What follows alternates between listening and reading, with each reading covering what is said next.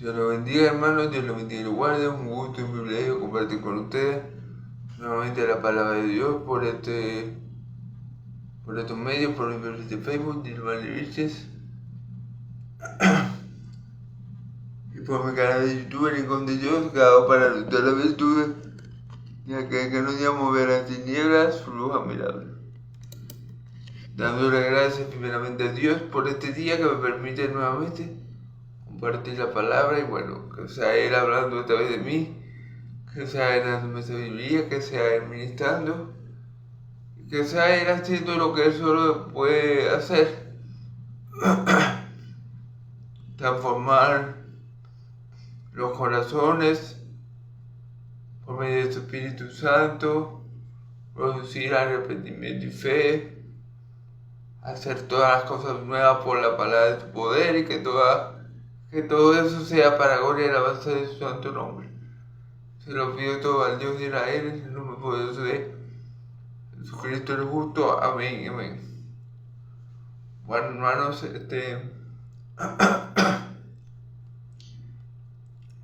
vamos a comenzar.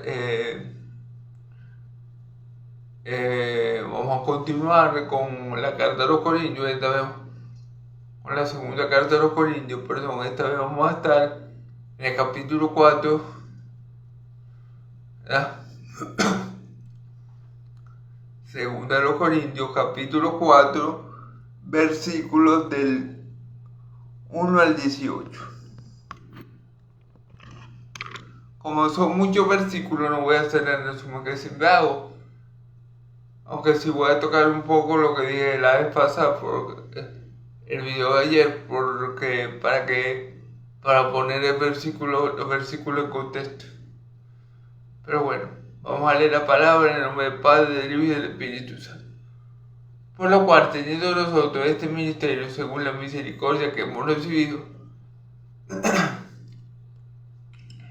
no desmayamos, antes bien renunciamos a lo oculto y vergonzoso, no andando con astucia ni adulterando la palabra de Dios, sino por la manifestación de la verdad, recomendándonos a toda conciencia humana delante de Dios. Pero si nuestro evangelio está muy encubierto, entre los que se pierden está encubierto, en los cuales el Dios de este siglo cegó el entendimiento de los incrédulos para que no resplandezca la luz del evangelio de la gloria de Cristo, el cual es la imagen de Dios, porque no nos predicamos a nosotros mismos, sino a Cristo como Señor, y a nosotros como vuestros siervos por amor de Jesús. Porque Dios, que mandó que de las tinieblas resplandeciera la luz, es el que resplandeció en vuestros corazones para la revelación del conocimiento de la gloria de Dios en la faz de Jesucristo. Gloria a Dios.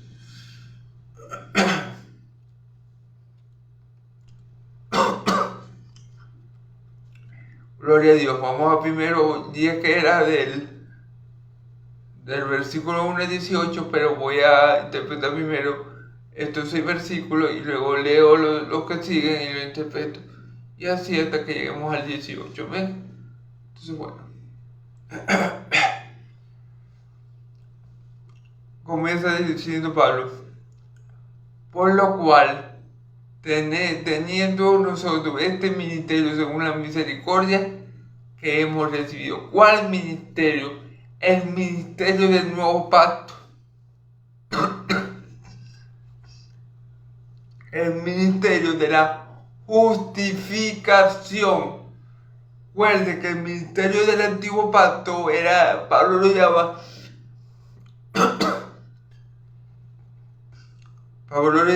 el ministerio de la condenación. Ayer vimos que Pablo dice, bueno, el antiguo pacto, para entender un poco de texto, sí tuvo gloria, pero era el ministerio de la condenación. En cambio, cuanto más glorioso será el nuevo pacto, el pacto del Espíritu que da vida, que vivifica, que es ministerio de la justificación. Entonces, cuando Pablo dice que teniendo este ministerio que hemos recibido por misericordia, se refiere al ministerio del nuevo pacto, al ministerio de la justificación, al ministerio de la salvación, al ministerio de la gracia dada a nosotros por medio de nuestro Señor y Salvador Jesucristo. Amén. Dada por Dios por medio de nuestro Señor y Salvador Jesucristo. Amén. A eso Pablo se refiere con el ministerio. O sea, Pablo sigue hablando del nuevo ministerio, del mejor ministerio.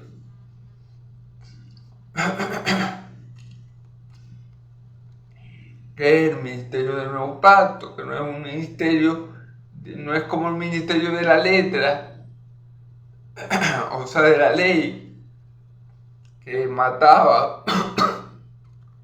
No es como el ministerio de la letra, de la ley que mataba, sino que el ministerio del nuevo pacto es el ministerio del Espíritu que da vida. Porque la letra mata, pero el Espíritu da vida. Ya expliqué ayer que eso no significa de ninguna manera que no podemos estudiar teología o que no podemos leer mucho la Biblia porque nos volvemos locos. No, eso no significa eso. Eso significa que el antiguo pacto, el pacto de la letra, mataba porque el hombre no podía cumplir los mandamientos. Mas el nuevo pacto, el pacto del Espíritu Santo, del Espíritu que vivifica, que da vida, es mejor, ya que por gracia recibimos salvación y eterna. Amén. Entonces Pablo dice, bueno, nosotros tenemos este ministerio, este ministerio de la justificación y de la vida, este mejor ministerio, según la misericordia, por la misericordia que hemos recibido. Es decir, no fue que Pablo se esforzó, obró, trabajó, la sudó, para que Dios lo recompensara haciéndolo ministro del nuevo pacto. No. Pablo dice que según la misericordia de Dios, según la misericordia que él ha recibido. En otro pasaje Pablo dice, por gracia de Dios soy lo que soy. Entonces los apóstoles no fueron encomendados como ministros del nuevo pacto porque ellos fueran lo mejor de lo mejor, la octava maravilla del mundo, fueran muy sabios o muy espirituales. Fue por la misericordia de Dios. Fue por la gracia de Dios que ellos fueron hechos ministros de este nuevo pacto. Amén. Según la misericordia de Dios que hemos recibido. ¿Y qué es la misericordia de Dios? La misericordia de Dios es que Dios no nos trata como merecemos.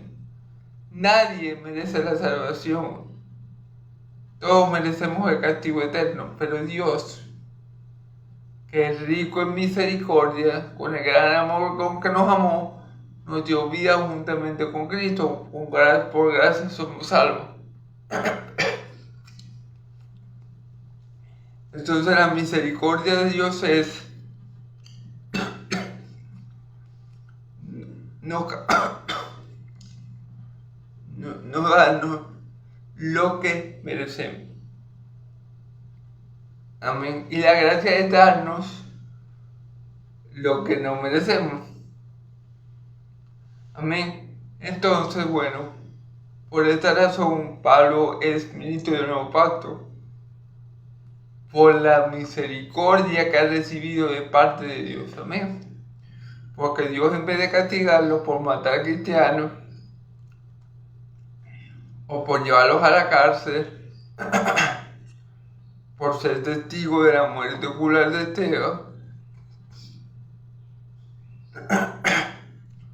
Dios le tuvo misericordia a Pablo y no nombró apóstol de los gentiles, cuando Pablo lo que se merecía era que lo tiraran en una sartén hirviendo. Ahí está la misericordia de Dios. Y todos nosotros hemos recibido de la misma misericordia, no solamente Pablo, sino todos nosotros merecemos el castigo de Dios, la ira eterna de Dios, pero Dios no nos trata como merecemos. Por su gran misericordia y por gracia nos da lo que no merecemos. Amén. Que es la salvación. Ahora, dice, no desmayamos. Antes bien, renunciando al oculto, vengo no andando con astucia ni adulterando la palabra de Dios. Por la misericordia por la misericordia de Dios, ellos son ministros del nuevo pacto, ¿verdad? Y esto hace que ellos no desmayen. O sea, la misericordia de Dios también los lleva a ellos a perseverar, a seguir avanzando, a no desfallecer, a no volver atrás, a no dejar la obra del Señor. Por la misericordia inmerecida que ellos han recibido, entonces ellos perseveran, entonces ellos no desmayan, entonces ellos continúan predicando el Evangelio. ¿Verdad? Por la misericordia de Dios, a pesar de todo lo que a Pablo le había acontecido, por la gracia de Dios, a pesar de todo lo que le había concedido a Pablo, ¿verdad? Pablo no desmayaba en predicar el Evangelio. Pablo no dejaba de hablar de Cristo y este crucificado. Pablo no dejaba de exhortar, de consolar y de enseñar. Pablo no dejaba de corregir a los hermanos. Pablo no dejaba de visitarlos. Pablo no dejaba de hacer las obras del Señor. Y no desmayaba por esa gracia y misericordia que él había recibido. Eso era lo que mantenía a Pablo firme, perseverante, siguiendo el camino que Cristo le había dado a seguir. La gracia del Señor le era suficiente y su misericordia también, por lo cual Pablo no desmayaba en este ministerio que le había sido dado, el ministerio de la justificación. Amén. Okay. Entonces Pablo dice, antes renunciando al oculto y andando con astucia ni adulterando la palabra de Dios. Fíjense bien, Pablo dice que más bien lo que él hace, ¿verdad? Él no desmaya en predicar este ministerio, en anunciarlo, en seguir adelante en él, sino que dice que él renuncia a lo oculto, a lo vergonzoso, y no anda con astucia humana adulterando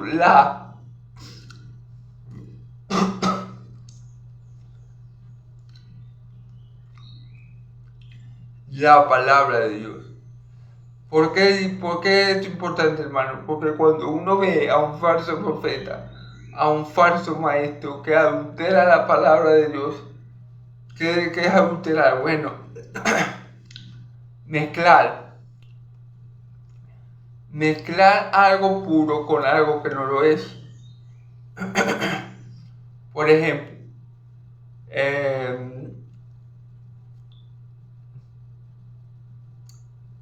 es peligroso mezclar, por lo menos, un antibiótico con alcohol. Bueno, eso fue el ejemplo que se me ocurrió, que me vino. Peligroso mezclar un antibiótico con alcohol, porque el alcohol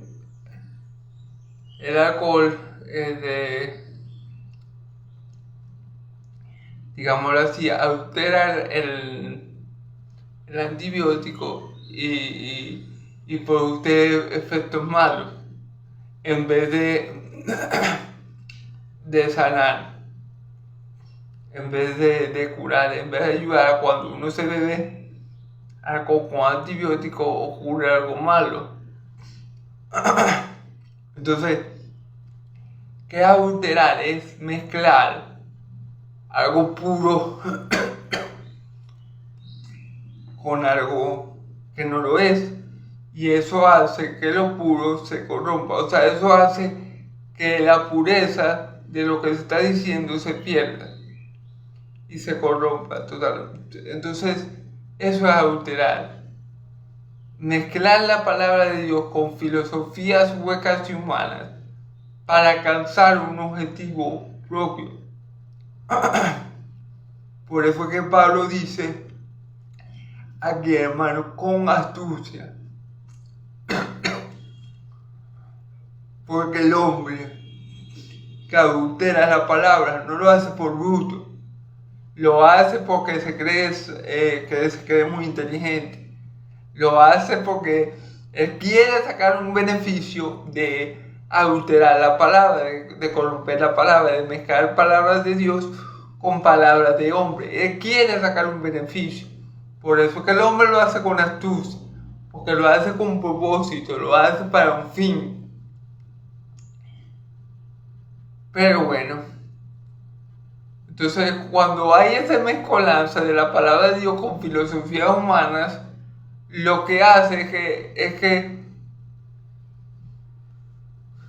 aquello que era para vida va a resultar para muerte, porque la persona que escucha ese evangelio no se va a salvar,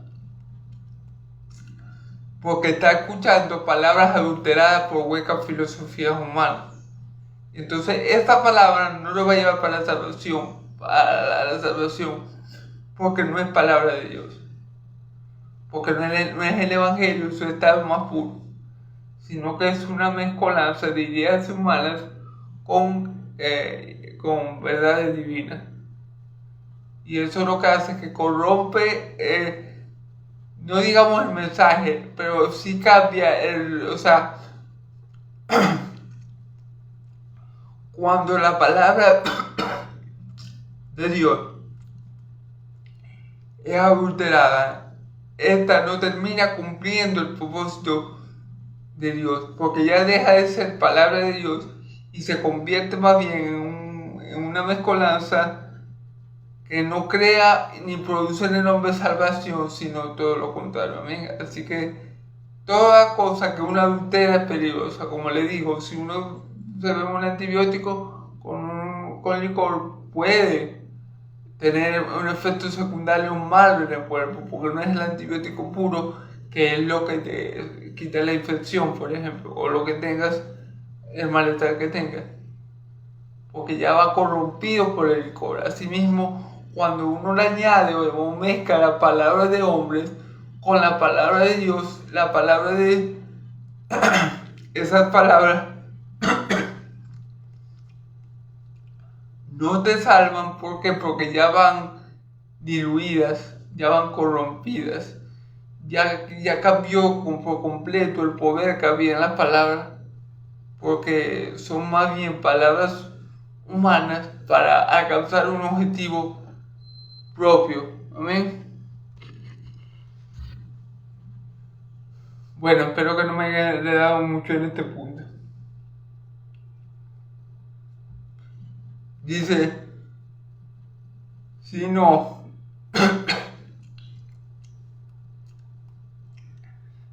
por la manifestación de la verdad, recomendándonos a toda conciencia humana delante de Dios.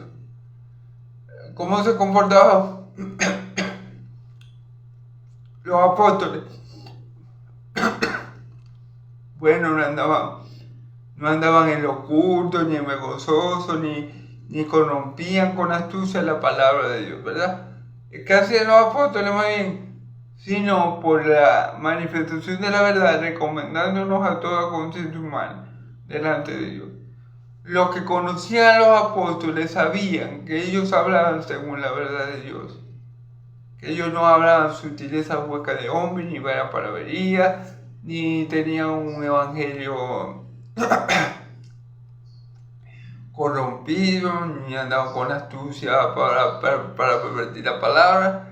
De eso podían dar testimonio los hermanos, de esto podían dar testimonio las iglesias, de eso podían dar testimonio los que habían escuchado a los apóstoles, de cómo andaban ellos y cómo predicaban con denuedo la palabra de verdad, sin añadirle ni quitarle nada a lo que Dios le había manifestado, amén, a lo que Cristo le había enseñado, amén.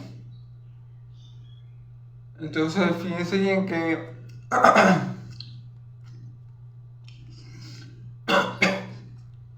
como son los ministros del nuevo pacto, no desmayan, sino que perseveran por la misericordia y la gracia de Dios, no adulteran la palabra, sino la dice tal cual como Dios se la dio a decir, y la gente puede dar un testimonio fiel, la gente puede dar testimonio de cómo andan ellos, amén. Pero si nuestro evangelio está encubierto, entre lo que se pierde está encubierto. Esto es fuerte, hermano. Si nuestro evangelio está encubierto, en lo que se pierde está encubierto. Mira, hermano, si uno le predica el evangelio una y otra vez a las personas y las personas no lo entienden, eso es igual o eso es resultado de que la persona está en estado de condenación. Os vuelvo a repetir, si uno le predica el evangelio una y otra vez a una persona y la persona no lo acepta y siempre está endurecida y no lo entiende, eso es sinónimo de que esa persona está perdida, de que esa persona está condenada. Le doy un ejemplo bíblico. Perdón. Los fariseos. ¿Cuántas veces mi Señor Jesús no les explicó a ellos la palabra? ¿Cuántas veces no les predicó? ¿Cuántas veces no les dijo? ¿Cuántas veces no los corrigió? ¿Cuántas veces no los exhortó? ¿Cuántas veces no les animó a arrepentirse? Bueno, muchas veces. Ok. Y ellos no le entendían a mi Señor Jesús ni jota. En una ocasión Dios le dice, deja de atormentarnos y dinos claramente si tú eres el Mesías. Y él le dijo, yo se lo he dicho, pero ustedes no me entienden, no me creen. Y no me entienden o me creen porque no son mis ovejas. Entonces ellos no le iban a entender a Jesús, no lo iban a comprender. Porque ellos estaban perdidos. Ellos no eran de Dios, ellos eran del diablo. Ya vamos a hablar de eso en un momento. Entonces por eso, por más que mi Señor Jesús se esforzara y le predicara el Evangelio 24/7, exclusivamente VIP a los fariseos hijos del diablo, ellos no iban a entender. El diablo les iba a quitar esa palabra y no iba a dejar que esa palabra diera fruto, porque ellos no eran de Dios. Eso es lo que mi Señor Jesús le dice. Bueno, ustedes no me entienden, no me creen, ustedes no me conocen porque no son de Dios. Sencillo. Amén. Entonces, para los que se pierden, el evangelio es una locura, hermano. Los fariseos creían que Jesús tenía demonios, los fariseos creían que Jesús estaba loco, los fariseos creían que Jesús era un falso profeta. Para los que se pierden, el evangelio es locura, amén. Mas para nosotros el evangelio es poder y sabiduría de Dios, amén. Para los que se salvan. Entonces, en los cuales el Dios de este siglo cegó el entendimiento de los incrédulos para que no les resplandezca el evangelio de la gloria de Cristo. Amén. ¿Quién le cegó el entendimiento a los incrédulos para que no les resplandeciera la gloria del evangelio de Cristo? El diablo, hermano. ¿Y qué le dice mi Señor Jesús a los fariseos de lo que estamos hablando? Ustedes son hijos de vuestro padre el diablo. El diablo, su padre, le tenía el entendimiento cegado para que ellos no pudieran ver la gloria del Evangelio de Cristo. La parábola de la semilla, del sembrador, perdón. La semilla que cae en la calle es la que el diablo quita. Y esta semilla no da fruto. Entonces, ¿quién no permite que la persona entienda el Evangelio? ¿Quién no permite que la persona diga sí al Evangelio? ¿Quién no permite que la persona vaya a Cristo? El diablo, hermano. Porque antes de Cristo, ¿de quién éramos? Del diablo. Entonces el diablo no va a permitir que alguien por ser bonito vaya y se salve y escoja a Cristo por voluntad propia y se salve. No, el diablo con todo el poder que tiene va a intentar de mínima manera que esa persona no llegue a Cristo. Por eso que yo digo, hermano, y es raro que la persona diga que por su libre albedrío nosotros escogemos a Cristo. Cuando nosotros antes de Cristo somos esclavos del diablo. Cuando nosotros antes de Cristo somos esclavos del pecado. Cuando nosotros antes de Cristo estamos muertos en delito y pecado. Entonces, para poder escoger voluntariamente a Cristo, tendríamos que vencer por nuestra propia fuerza a todos esos enemigos brutales. Tendríamos que vencer al enemigo de nuestras almas, que tiene nuestro conocimiento enceguecido para que lo veamos a Cristo. O sea que la persona con sus propias capacidades puede escoger a Cristo y vencer al diablo solito. Eso no es así, hermano, porque el príncipe de este mundo,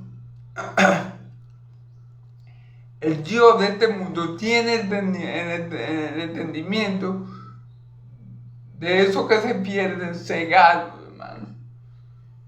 Y la única forma de que esa persona pueda salir de las tinieblas a la luz de Cristo es que el Padre lo lleva a Cristo. El ser humano no puede por sus propios medios, por su propia fuerza, por su propia sabiduría, por su propio entendimiento de las cosas espirituales, que es mentira del diablo también, porque el incrédulo no entiende las cosas espirituales. Así que no me van a decir que así yo decidí seguir a Cristo. Sí, tú decidiste seguir a Cristo cuando Dios te llevó a Cristo, cuando Dios te movió a Cristo, cuando Dios con su poder omnipotente te arrastró a Cristo. De resto era imposible que tú siguieras a Cristo. De resto era imposible que tú vencieras al Dios de este mundo, que te tenía el entendimiento enceguecido. Entonces, eso es algo que hay que tener en cuenta, hermano. ¿Amén? Los que se pierden son los que no aceptan el Evangelio. Y los que no aceptan el Evangelio no lo aceptan porque tienen su entendimiento enceguecido, porque no pueden ver la gloria de Cristo en el Evangelio, porque no pueden ver la hermosura de Cristo, porque no pueden ver la magnificencia de Cristo, la gloria de Cristo en el Evangelio. Para que Cristo le alumbre el entendimiento y ellos puedan salir del lazo del diablo que los tiene cautivo. Amén. Bueno, vamos a seguir, hermano, porque son varios versículos y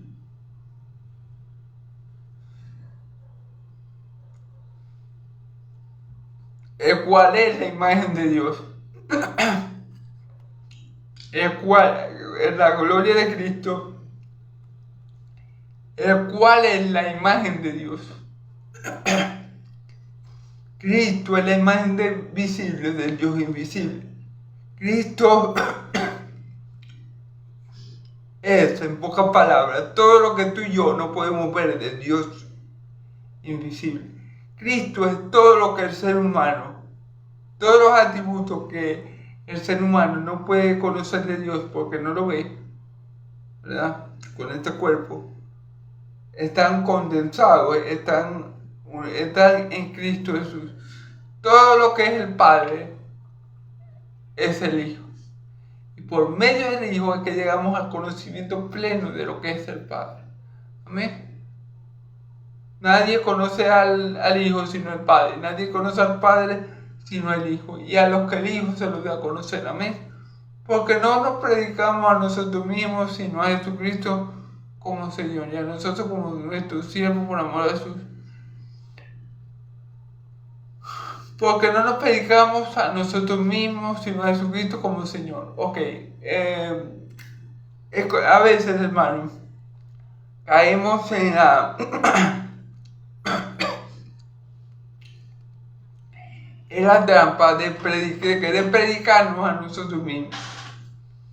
A veces, y eso es algo que tiene que tener mucho cuidado,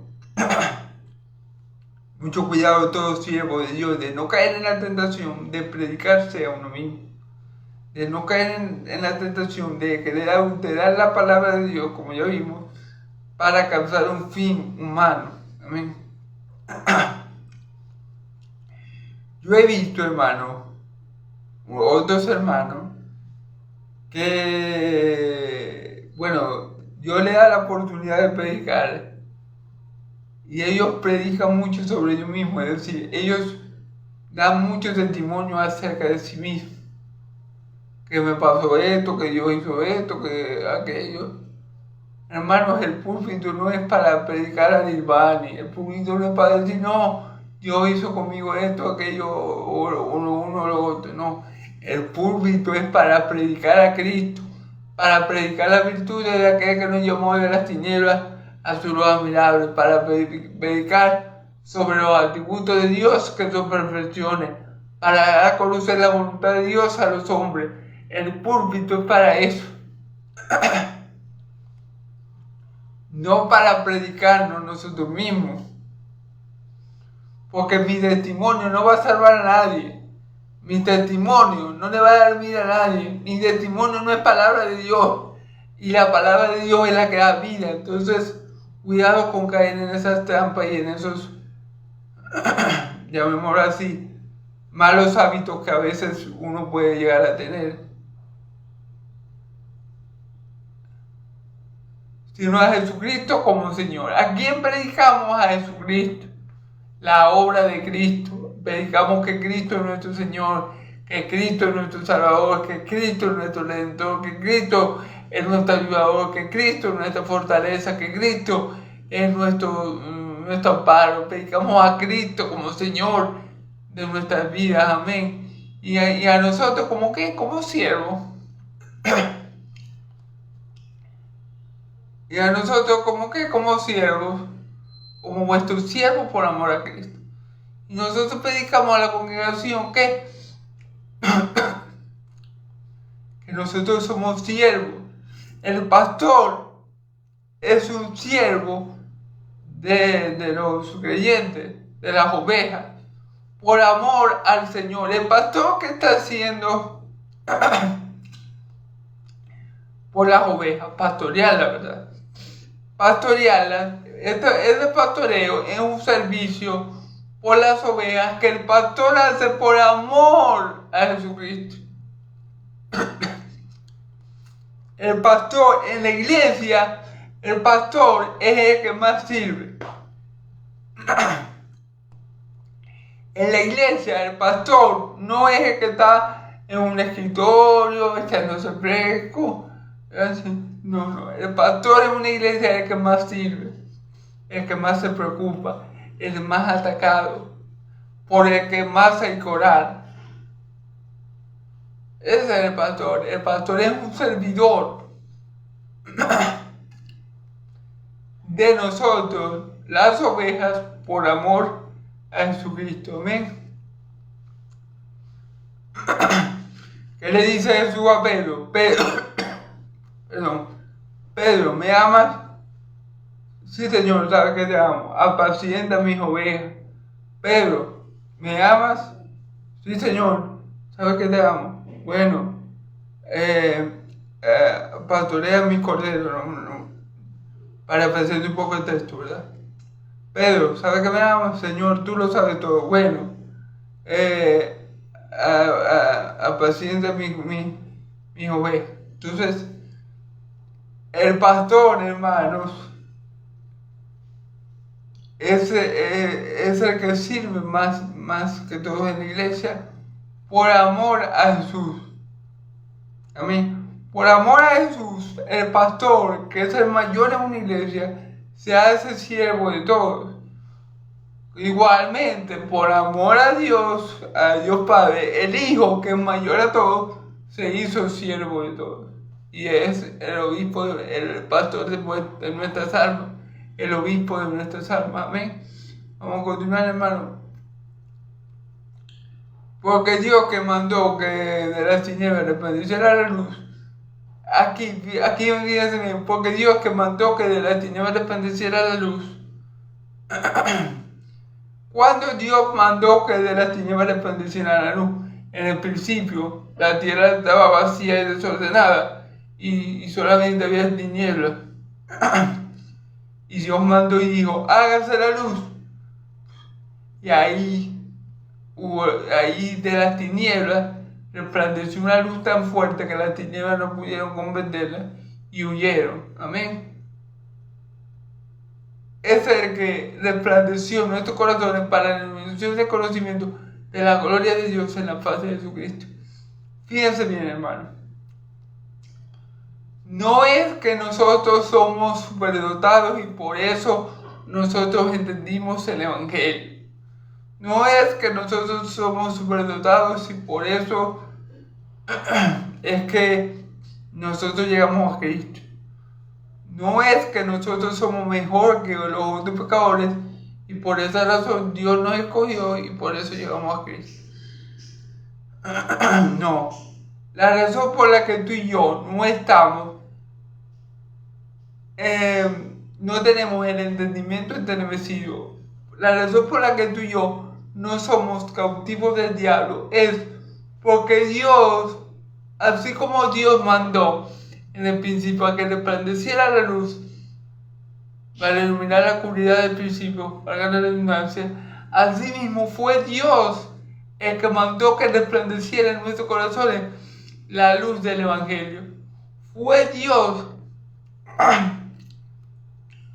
por su soberana voluntad de gracia y misericordia que hizo que en nosotros resplandeciera la luz del Evangelio, que hizo que nuestro entendimiento que estaba enceguecido por el príncipe de este mundo fuera alumbrado por el conocimiento de la gloria de Dios en la faz de Jesucristo. Entonces, que tú y yo hoy estemos en Cristo, que tú y yo adoremos a Dios, que tú y yo lo conozcamos, no fue por nuestros méritos, no fue por nuestra competencia, porque nosotros teníamos muchas capacidades y pudimos hacer eso. No, fue porque Dios mandó a que la luz del Evangelio, a que la luz de Cristo resplandeciera en nuestros corazones para el entendimiento de la gloria de Dios en la faz de Jesucristo. ¿Por qué nosotros vemos a Cristo glorioso? Porque nosotros sabemos que Cristo es el Hijo de Dios, es Dios encarnado. Porque Dios ha iluminado nuestra mente, porque Dios ha deshecho las obras del diablo, hermano, que nos tenía cautivos y nos tenía la mente enternecida para no ver a Cristo glorioso. Es por causa de Dios que nosotros hoy estamos en Cristo. Amén.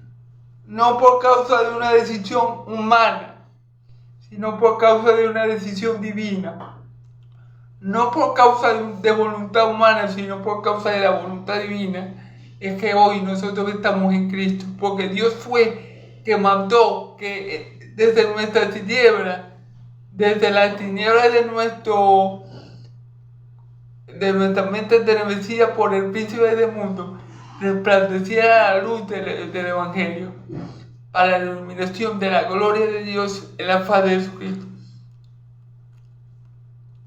Para que nosotros podamos ver a Cristo glorioso, para que nosotros podamos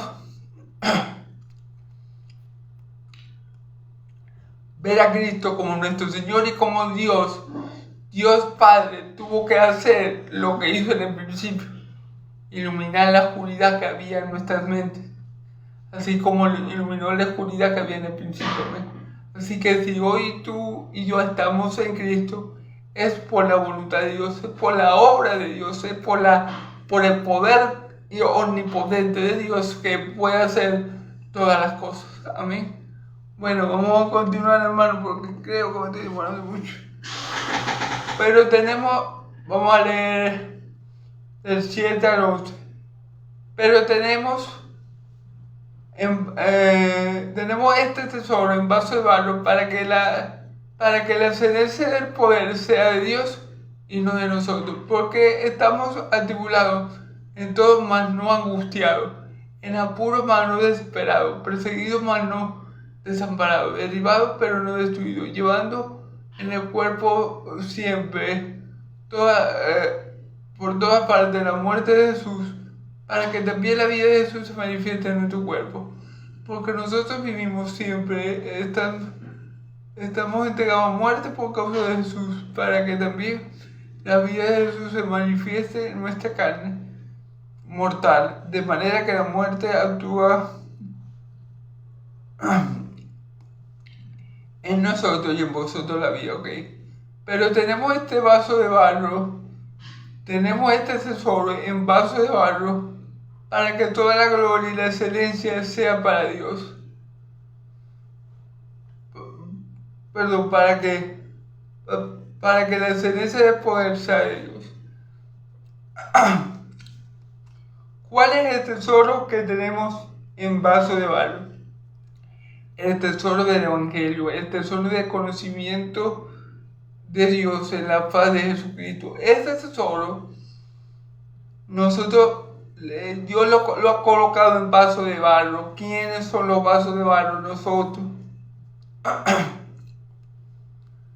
Para que la gloria y la excelencia le pertenezca a Dios, para que el hombre no se pueda jactar. Ay, sí, yo por mi conocimiento y por mi sabiduría, yo llegué al Señor. Ah, no, sí, porque yo escogí a Cristo. Cristo me escogió a mí, por eso soy salvo. Ah, no, sí, porque yo estudié mucha teología, entonces, como yo estudié tantísima teología, ¿verdad? Dios me escogió y por eso hoy soy salvo. No. Pero tenemos este tesoro, el tesoro del conocimiento de Dios en la faz de Jesucristo, el tesoro del Evangelio, en vaso de barro. ¿Y qué indica vaso de barro? En algo frágil, en algo que es frágil, en algo que no es muy poderoso, en algo que se puede deshacer fácilmente. Pero a Dios le ha placido así para que toda la excelencia, para que la excelencia del poder sea de Dios. O sea, para que el hombre no diga, sí, porque yo sé esto, Dios me cogió y por eso que estoy yo aquí. O no, sí, porque yo estudié mucha teología, entonces por eso Dios me colocó como pastor, porque no, porque yo era tan bueno que Dios me cogió y por eso yo entiendo el Evangelio y por eso yo veo a Dios en la faz de Jesucristo. No. Dios hace todas las cosas de tal manera que Él sea el único que se lleve la gloria, porque realmente Él es el único que se la merece. ¿Para qué hace Dios esto? Para que la excelencia del poder sea de Él y no de nosotros. Que estamos atribulados en todo, mas no angustiados. Que estamos atribulados en todo, mas no angustiados. Mire, hermano, el creyente no siempre anda happy, no siempre anda bendecido, prosperado y victoria, no siempre anda en su nivel espiritual más alto. El creyente es la persona más atribulada, porque el creyente vive en un mundo, en este mundo que es el diablo. O sea, este sistema de cosas le pertenece al diablo. El príncipe el Dios de este mundo es el diablo, como ya lo vimos. Entonces el cristiano, el verdadero, va a ser una de las personas más articuladas, va a ser una de las personas que va a estar en muchas situaciones adversas, muchas situaciones que a él no le gustaría estar. El cristiano es la persona que más va a experimentar mucha tribulación. En el mundo de tribulaciones, pero confía yo en el mundo. Pero aquí dice algo muy bueno: atribulado, pero no angustiado. Fíjense, como el poder es de Dios, como el poder es de Dios, y Dios lo va a hacer para que la gloria sea de Él, entonces Él no va a permitir que esa tribulación nos mate, nos destruya, nos angustie. No. Vamos a estar muy atribulados, pero no vamos a estar angustiados. Porque sabemos que es Dios que nos sostiene, porque sabemos que es Dios que nos mantiene, porque sabemos que es Dios que nos fortalece, porque sabemos que es Dios que está con nosotros todos los días hasta el fin del mundo. Por eso, aunque estemos muy atribulados, no vamos a caer en la angustia, porque vamos a poner todo en la mano de Dios. Y sabemos que Él es todopoderoso y Él hace todas las cosas para su gloria. Entonces, en apuro, pero no desesperado. Nos vamos a ver en apuro, sí, vamos a estar en muchas situaciones que nos vamos a ver comprometidos. Pablo, por ejemplo, que lo leímos anteriormente, Pablo llegó a estar en un punto, en una situación tan difícil, que Pablo había perdido toda la esperanza de sobrevivir. Pablo y Timoteo, y ellos estaban, o sea, ya habían dicho: Padre, en tus manos encomiendo mi espíritu, porque ya no tenían fuerza y la situación lo superaba por mucho. Pero ¿qué dice la Escritura? Que cuando ellos llegaron a ese punto, Dios permitió que ellos llegaran a ese punto para que vieran que no eran con su fuerza, sino con el poder de Dios. Entonces, vamos a estar en apuro, pero vamos a mantener la calma, la sobriedad y la tranquilidad, porque sabemos que Dios nos respalda, porque sabemos que Dios no va a permitir que seamos tentados o probados más de lo que podemos soportar, porque sabemos que Dios es fiel. Amén. Perseguidos, mas no desamparados. Vamos a tener muchos enemigos, vamos a siempre a estar. Siempre va a haber enemigos que se nos levanten, pero Dios siempre nos va a respaldar, pero Dios siempre nos va a dar victoria, pero Dios siempre nos va a fortalecer, pero Dios siempre nos va a animar. El testimonio del apóstol Pablo: él siempre que predicaba el evangelio se levantaban miles de enemigos, pero Dios los salvó de boca de leones, pero Dios los salvó en el día malo. Entonces vamos a ser muy perseguidos, claro que sí, por causa de la predicación del Evangelio. Tenemos que ser perseguidos, tenemos que padecer lo que Cristo padeció, amén. Pero vamos a ser siempre respaldados por Dios como lo fue nuestro Señor y Salvador Jesucristo, amén. Derribados pero no destruidos. Por muy mal que el cristiano esté, por muy abatido que esté, la vida y la muerte está en las manos de Dios. Y si vivimos, para Dios vivimos, y si morimos, para Dios morimos. Ya sea que vivamos o que muramos, somos de Dios. Entonces, si a nosotros nos destruyen, nos matan, bueno, el hombre no nos mató y nos destruyó. Ya era voluntad de Dios que nosotros partiéramos de su presencia. Nada pasa en esta tierra sin que Dios lo permita, sin que Dios esté al tanto. Si un hijo de Dios muere, es porque el Padre así lo ha permitido, para sacarlo de la tribulación, para sacarlo de este mundo malo y perdido, y llevarlo a su presencia, porque tal vez ya ese siervo ya cumplió su propósito aquí en la tierra. Entonces, como dijo un hermano, un pastor, nosotros somos inmortales hasta que cumplamos el propósito de Dios. El ser humano es inmortal aquí en la tierra hasta que cumpla con el propósito de Dios. Ni un día antes, ni un día después, los hijos de Dios no vamos a partir de este mundo. Ni un día antes, ni un día después de haber cumplido el propósito de Dios. Amén. Entonces, Sigue diciendo, llevando en el cuerpo siempre, por todas partes, la muerte de Jesús, para que también la vida de Jesús se manifieste en nuestro cuerpo. Claro, si queremos parecernos a mi Señor Jesús en gloria, tenemos que parecernos a nuestro Señor Jesús en carne. Entonces, los apóstoles vivían como Cristo vivió aquí en la tierra, siendo perseguido, siendo humillado, para un día llevar también la imagen de Cristo glorificado. Y todo esto por la fe. Así se vive por fe. Amén. Entonces dice aquí,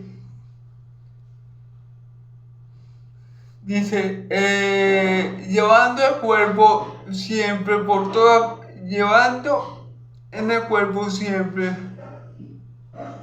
por todas partes la muerte de Jesús, para que también la vida de Jesús se manifieste en nuestro cuerpo. Es decir, nosotros vivimos por la fe una vida semejante a la de Cristo aquí en la tierra, para que algún día también en nuestro cuerpo se manifieste la vida que Jesús tiene ahora en gloria. ¿Amén?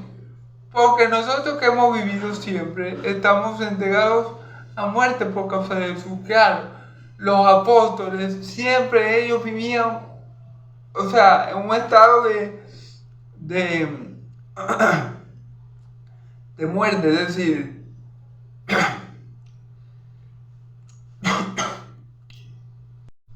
¿qué le quiero decir con eso? Que su vida siempre corría de un hilo, pendía de un hilo, que su vida siempre estaba en peligro por causa del evangelio que ellos predicaban.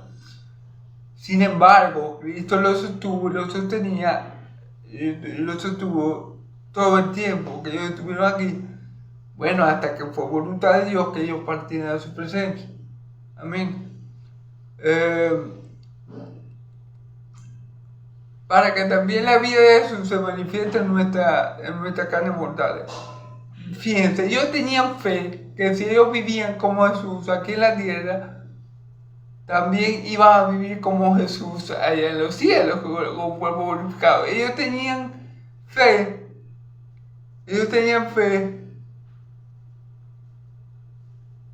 que si vivían como Cristo, o por causa de Cristo, siempre negaban la muerte, se iba a manifestar también la vida de Cristo en su cuerpo. O sea, ellos tenían fe que si vivían como Cristo y morían como Cristo, si era la voluntad del Padre, iban a vivir como Cristo en gloria. Esa era la fe de los apóstoles. La fe de los apóstoles era vivir como su Señor vivió aquí en la tierra, para que luego pudieran vivir como su Señor vivió por los siglos, allá en los cielos con Él. Amén. Prácticamente eso es lo que está diciendo aquí. Y todo esto, ¿cómo se puede vivir de esa forma? ¿Cómo se puede vivir atribulado? ¿Cómo se puede vivir atribulado en todo, pero no angustiado? ¿Cómo se puede vivir más no desesperado, pero en apuros, pero no desesperado? ¿Cómo se puede vivir de esa forma? Desesperado, pero no destruido. Con fe. Es la única manera de que uno pueda sobrellevar todas esas situaciones, es con la fe en Cristo Jesús. ¿Amén? Amén. Es por fe que uno puede soportar todas estas cosas y que uno puede ver el lado bueno, o ver a Dios, mejor dicho, obrando para que estemos desamparados pero no destruidos, para que estemos angustiados pero no desesperados. Es por fe que nosotros podemos trascender o soportar o perseverar en estos momentos y ver la mano de Dios en cada uno de ellos. Y es por fe que nosotros esperamos que si vivimos como Cristo aquí en la tierra, vamos a tener la vida que Cristo tiene allá en los cielos.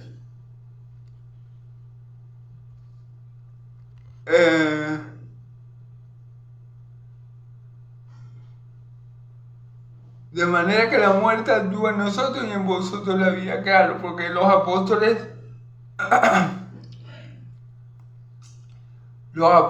se entregaban a muerte por causa de la iglesia, por causa de la novia de Cordero. Entonces los apóstoles actuaban a la muerte, pero en nosotros la vida, porque nosotros creemos en todas estas cosas. Y ese creer, esa fe nos lleva a tener vida. ¿Amén? Pero teniendo el mismo espíritu de fe conforme a lo que está escrito, creí, por lo cual hablé. Nosotros también creemos, por lo cual también hablamos, sabiendo que el Señor Jesús a nosotros también nos resucitará con Jesús y nos presentará juntamente con vosotros. Porque todas las cosas que padecemos por amor a Dios, por amor a vosotros, para que abandonando la gracia, para que abundando la gracia por medio de mucho, la acción de gracia sobreabunde para gloria de Dios. Amén. Pero teniendo el mismo espíritu de fe. Amén. El Espíritu Santo, el Espíritu que nos da la fe, el Espíritu Santo. Pero teniendo el mismo espíritu de fe, o también se puede decir que el mismo sentir, la misma fe, digámoslo así.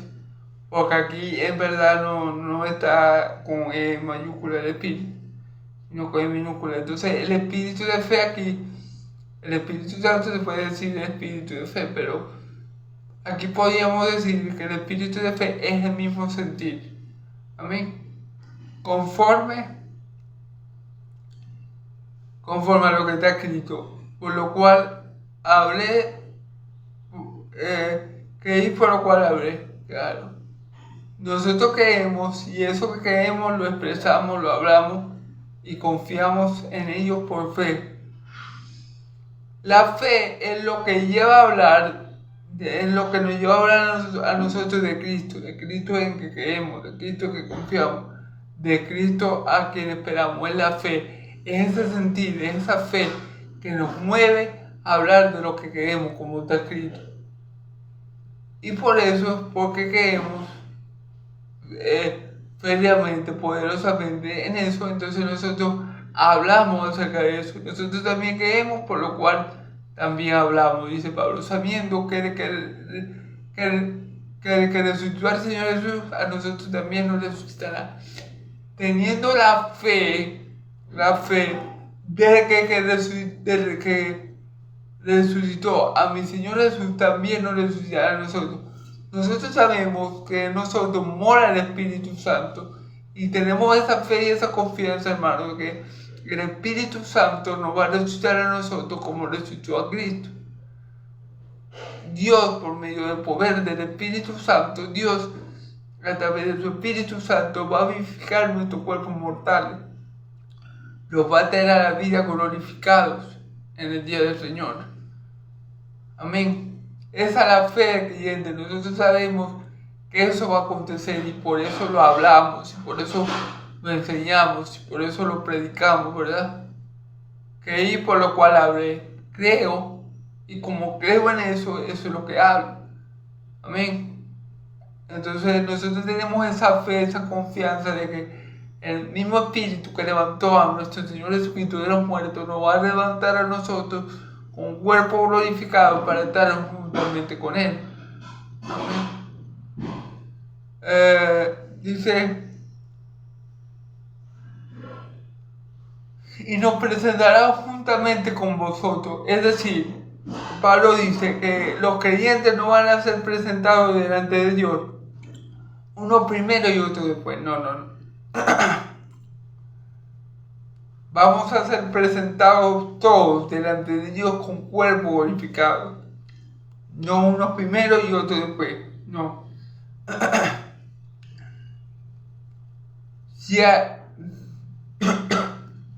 Es decir, los creyentes del Antiguo Testamento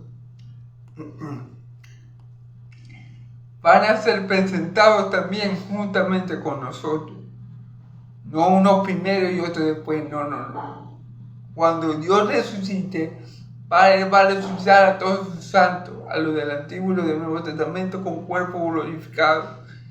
Y nos va a presentar a todos, Jesús nos va a presentar a todos al Padre en un mismo momento. Amén. Porque todas estas cosas padecemos por amor a vosotros, para que abundando la gracia por medio de muchos. Porque todas estas cosas padecen quienes, los apóstoles. ¿Por qué la padecen? Por la fe. ¿Para qué? Para que abundando la gracia por medio de muchos, para que abunde la gracia por medio de muchos. Todo esto que ellos padecen por amor al pueblo de Dios, es decir, los apóstoles, es para que abunde la gracia en el pueblo de Dios, para que abunde la gracia en los creyentes, para que abunde la gracia en aquel que cree en Cristo, para que abunde la gracia. Ellos todos lo soportan por amor a los escogidos, para que los escogidos reciban la gracia de Dios, para que abunde la gracia por medio del mundo de muchos, la acción de gracia de muchos, la acción de gracia sobreabunde para la gloria de Dios, la acción de gracia sobreabunde para la gloria de Dios. Entonces, cuando esto pase, cuando abunde la gracia por medio de muchos, cuando esa gracia, la gracia que es para salvación, sea derramada sobre muchos, ¿verdad? Entonces eso va a traer como consecuencia también que abunde mucho las acciones de gracia para con Dios. Es decir, vamos a estar muy agradecidos con Dios y vamos a glorificar a Dios por su gracia. Ese más o menos es lo que Pablo quiere decir aquí. Por tanto, no desmayamos. Vamos a leer del versículo 16 al 18 ya para terminar. Por tanto, no desmayamos.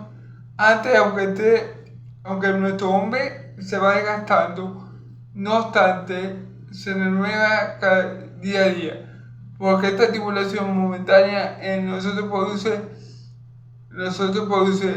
un cada vez más excelente, eterno peso de gloria, no teniendo la mirada puesta en las cosas que no vemos, en las cosas que debemos, pues las cosas que se ven son temporales, pero las que no se ven son eternas. ¿Ok? Por eso dice Pablo, no desmayamos. Antes, aunque nuestro hombre exterior se va desgastando, el interior no obstante se renueva día a día. Es decir, por eso Pablo lo soporta todo, para que abunde la gracia de Dios en muchos y para que por medio de esa gracia que sobre el mundo, las acciones de gracia para con Dios lo glorifiquen. Amén. Entonces Pablo dice que por esto él no desmaya. Aunque, dice Pablo, aunque el hombre exterior se va desgastando, no obstante el hombre interior se renueva día a día. Aunque el cuerpo de los apóstoles, aunque nuestros cuerpos sí se desgastan, el hombre interior, el hombre espiritual es renovado día a día. Es fortalecido día a día, ¿por qué? Por la fe. Es fortalecido día a día por el don de Dios. Es fortalecido día a día por la gracia de Dios, por la misericordia de Dios. Es fortalecido por Dios el hombre interior día a día. Porque esta leve tribulación momentánea produce en nosotros un cada vez más excelente peso de gloria. Fíjense bien, esta leve tribulación momentánea, Pablo dice que aunque todas estas cosas le sobrevenían a ellos y los apóstoles, Pablo lo llama una leve tribulación momentánea, porque comparado con el periodo de gloria eterno que ellos van a tener, comparado con lo que Dios les va a dar, eso es leve. Todo lo malo que podemos experimentar en este mundo caído, todo lo malo que podamos llegar a afrontar en esta tierra corrupta, todas las circunstancias malas y adversas que nosotros vamos a vivir o experimentar aquí en la tierra de los vivientes, van a ser poca cosa si la comparamos con la gloria venidera, si la comparamos con la gloria eterna. La vamos a ver como leve, como insignificante, como algo temporal, que es lo que es. Y eso, para que entre las tribulaciones, es un granito de arena todas las tribulaciones que el creyente soporta en esta vida, como por medio de la fe en Jesucristo, simplemente es un granito de arena más que el creyente está acumulando para su gloria eterna. Amén. Gloria a Dios. No mirando nosotros las cosas que se ven, sino las que no se ven. Son,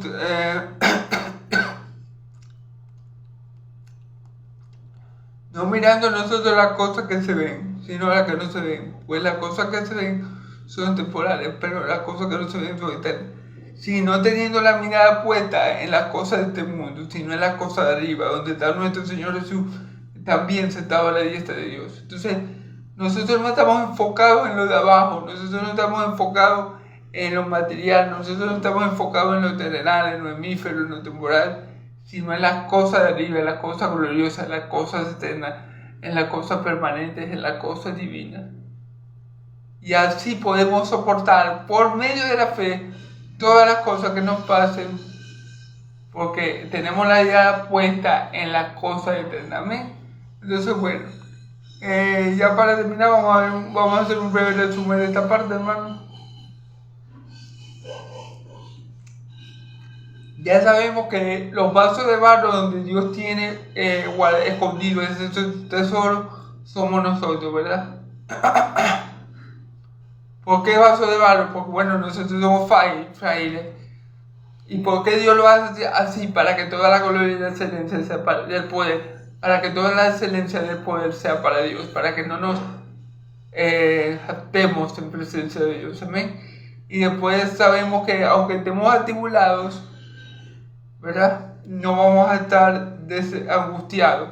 ¿Por qué? Porque la fe nos va a mantener en paz, porque la fe nos va a decir confía en Dios, porque la fe nos va a llevar a perseverar en Dios.